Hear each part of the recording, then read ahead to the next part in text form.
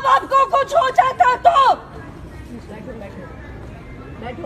इतने लंबे फ्लाइट के बाद उनको कुछ प्रॉब्लम हो जाती तो क्या करती। दोस्तों, दुनिया के किसी भी कंट्री से अगर आप इंडिया आ रहे हो तो इस अपडेट को, इस खबर को ध्यान से सुनना, क्योंकि जब से भारतीय प्रधानमंत्री नरेंद्र मोदी उन्होंने कुछ ट्वीट किया है, कुछ जानकारी साझा किया है, लोगों से अपील किया है, तब से एयरपोर्ट पर जितने भी एक्टिविटी हो रही है सारे एक्टिविटी को सही से वॉच किया जा रहा है, सही से देखा जा रहा है और इसमें बहुत सारे लोगों की गिरफ्तारी भी शुरू होना स्टार्ट हो गई है।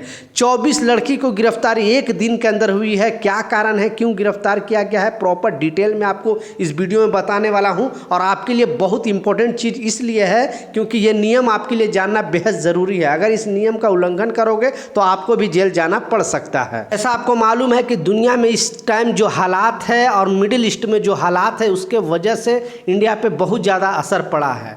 बहुत सारे जो पेट्रोल है, डीजल है, उसकी किल्लत चल रही है, गैस का किल्लत चल रही है। इस वजह से कुछ स्टेप उठाने के लिए भारतीय जो नरेंद्र मोदी उन्होंने कुछ अपने नागरिकों से अपील किया था, लोगों को सजेस्ट किया था कि अगर आप ये सब चीज़ करते हो तो ये देश हित के लिए अच्छा होगा। लेकिन लोग इसका सीधा उल्टा कर रहे हैं और अगर आप इसका उल्टा करोगे तो ये तो देश विरोधी माना जाएगा ही। और इसी वजह से एयरपोर्ट पर पहले इतना चेकिंग नहीं हो रही थी, लेकिन एयरपोर्ट पर पूरी तरह से इतना चेकिंग हो रही है कि जिसका कोई हिसाब नहीं। अभी लेटेस्ट में अगर आप ट्रैवल करके आए हो तो आप लोग देखा होगा, बेसिकली जो मिडिल ईस्ट से जो ज़्यादातर आते हैं जैसे Dubai, Oman, Qatar, Saudi, Bahrain, इस जगह से आने वाले को एयरपोर्ट पर ज़्यादा चेकिंग किया जा रहा है और कुछ लोगों को गिरफ्तारी भी हो रही है सिर्फ कम जानकारी के वजह से।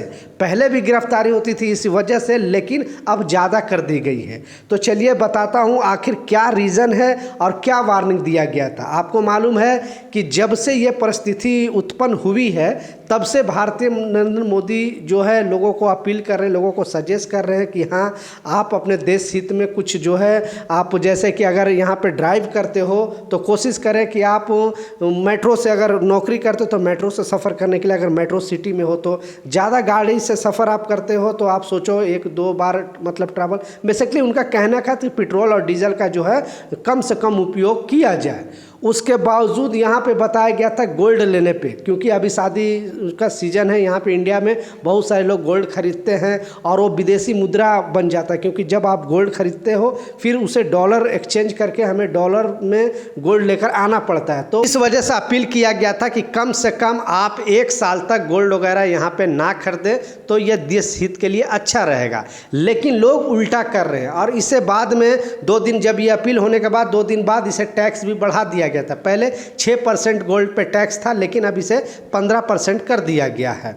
तो जब आप फॉरेन कंट्री से आते हो, जो प्रवासी हो, जो अदर कंट्री में जॉब करने के लिए जाते हो, काम करने के लिए जाते हो, तो वहाँ से आने के टाइम अपने फैमिली के लिए बहुत सारे इंडियन जो है कुछ ना कुछ गोल्ड वगैरह लेकर आते हैं। उनके लिए कुछ लिमिट भी दिया गया है। भारत सरकार जो है पहले से लिमिट उनको दिया है कि आप, अगर आप लेडीज़ हो तो आप 1 लाख रुपए तक का गोल्ड ला सकते हो और जेंट्स हो तो आप 50,000 रुपये तक गोल्ड ला सकते हो, उस पर कोई टैक्स नहीं लेगा। लेकिन लोग उल्टा कर रहे हैं और लगातार इसके वजह से गिरफ्तारी हो रही है। आज के ही दिन एक बहुत बड़ा स्कैम हुआ है और एक बहुत बड़ी गिरफ्तारी हुई है। मुंबई एयरपोर्ट पर गिरफ्तारी हुई है और ये जो शख्स है 4 करोड़ 20 लाख का गोल्ड लेकर आ रहा था। समझ सकते हो, 24 कैरेट का गोल्ड है ये लेकर आ रहा था। और ये इसका जब इससे पूछताछ किया गया, जो कस्टम जो ऑफिसर, उन्होंने पूछा कि आखिर इस तरह का जो है स्कैम क्यों किया, क्या रीज़न है, तो उन्होंने क्लियरली बताया क्योंकि वहाँ पे टैक्स बहुत कम है।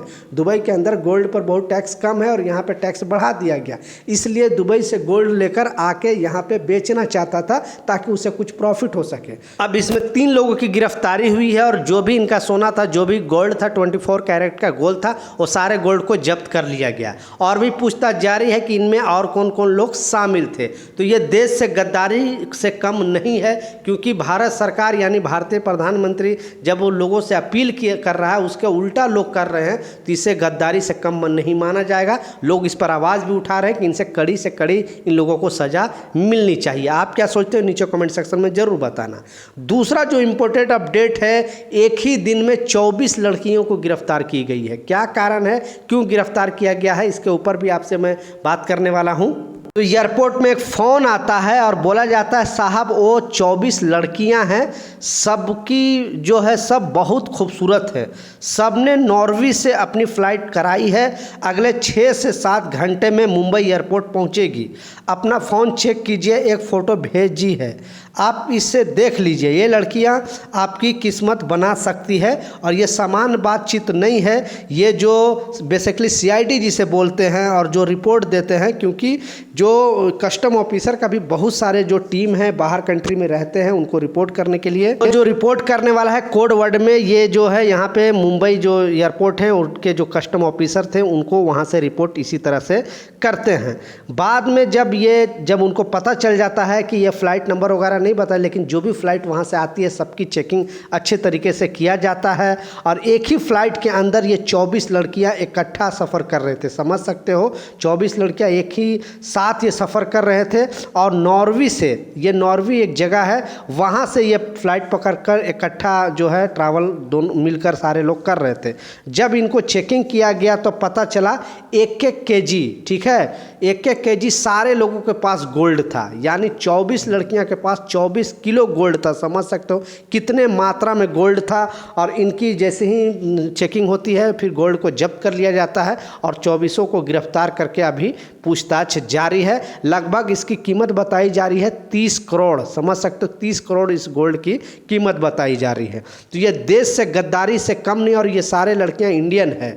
तो आप इनके लिए 2 शब्द नीचे कमेंट सेक्शन में ज़रूर बताना, और इनकी जो सज़ा है ज़्यादा से ज़्यादा होनी चाहिए ताकि दूसरे लोग इस मुसीबत में, इस प्रॉब्लम में ऐसे करके इस तरह का जो है स्मगलिंग ना करें, क्योंकि इस पर क्या होता है, देश पे असर पड़ता है। तो ये कुछ अपडेट था, कुछ जानकारी था, मैं सोचा आप लोगों के साथ शेयर करूं। कुछ सवाल है, कुछ कन्फ्यूजन है, नीचे कमेंट सेक्शन में ज़रूर पूछें, मैं ज़रूर आपको रिप्लाई करूंगा। मिलता हूं नए अपडेट के साथ, नई जानकारी के साथ, जब तक जय हिंद।